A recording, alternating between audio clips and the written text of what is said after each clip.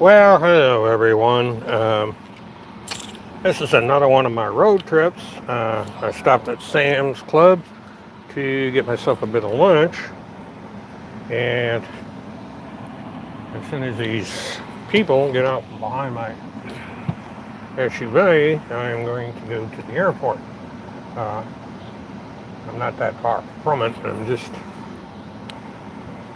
from where, and I got a call that things are being delayed at the airport, so I have a few minutes to do what I'm doing. Oh, there's an old man across my car.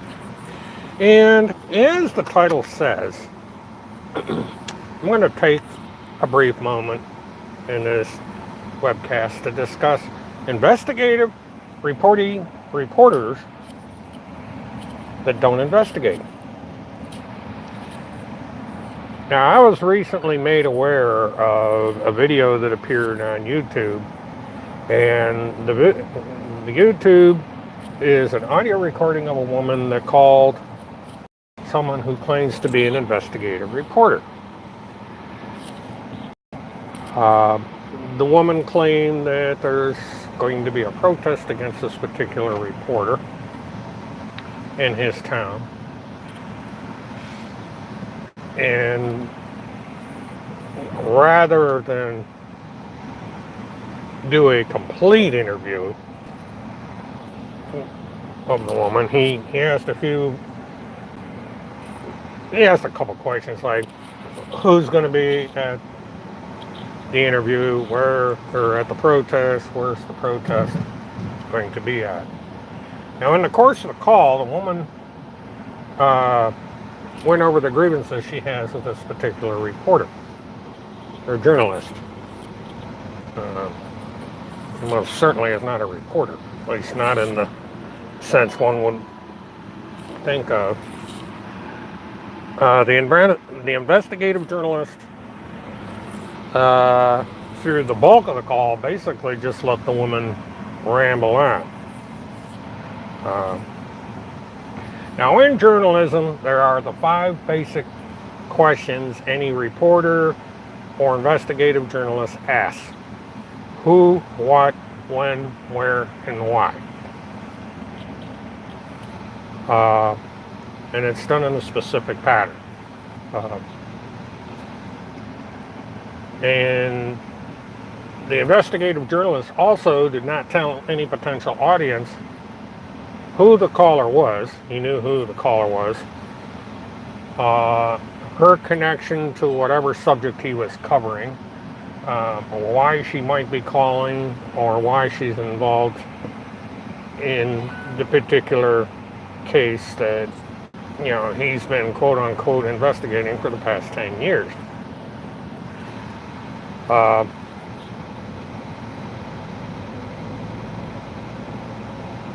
Now, the reason for the call, apparently, other than the fact that the woman is claiming to be defamed, is that a number of pictures have been showing up on his blog, his YouTube page, so on and so forth. But what isn't clear as to who is it in these pictures, what is the reason for the display of these pictures, why are the pictures there, what happened to cause these pictures there, when, say who, what, when, and who, either who created the pictures, who is responsible for whatever action the investigative journalist is reporting, and so forth. The pictures are just there with no explanation at all. There's a tagline, and that's the extent of it. In the topic of the particular media empire that this particular journalist, investigative journalist, runs, is Pedogate. And anybody that's been around for any amount of time knows what Pedogate is. It's supposed to be a group of individuals, reporters, bloggers, whatever you want to call them, that are trying to find people that engage in child sex trafficking, child abuse, um, kidnapping of children, so on and so forth. The problem is in the process of doing these investigations, they are pulling in people that have nothing to do with any of these occurrences. And that's, in this particular case, this journalist, investigative journalist, takes it to the extreme. Now, pretty clouds. I'm trying to. I've got this phone in a holder and it likes to jump up into the sky. The only reason you don't see my face is I don't particularly think people want to stare at my face through the 15, 20 minutes or so of this recording. Because this is being done live, but since nobody's watching it, it's going to be up in the archives as a recording, in case anybody's interested in this.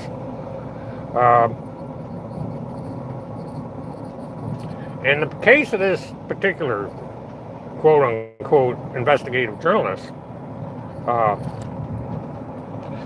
something interesting is happening with this particular individual. Now, a lot of people have criticized this guy and tried to correct the false accusations he has been making against people that he admits he's never met. He's never been to the state in question where all these incidents are supposed to happen. He's done all this investigative journalism in between runs in his pizza delivery job.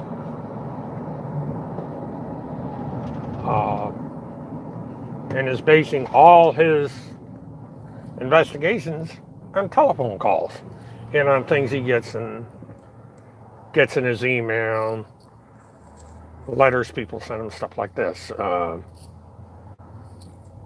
don't know how somebody is supposed to validate this information.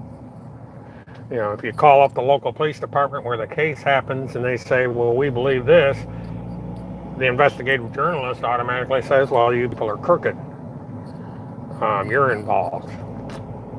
He does this with his local police department. He has made accusation after accusation after accusation against his police department because they don't believe anything he tells them. The fact of the matter is the police department's involved, have investigated his lead, so to speak, and have found that the leads are invalid. But trying to tell this to this particular individual is like talking to a brick wall.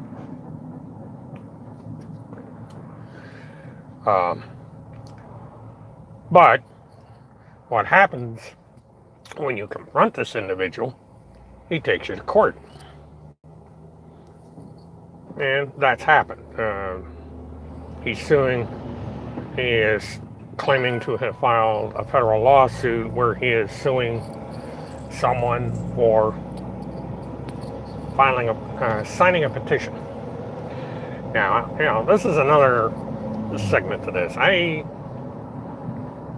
have never in my life heard that if you sign a petition that you had nothing to do with, you just happen to see this petition online, you see, oh, I agree to do so. You may not have committed, but you're going to get sued anyway.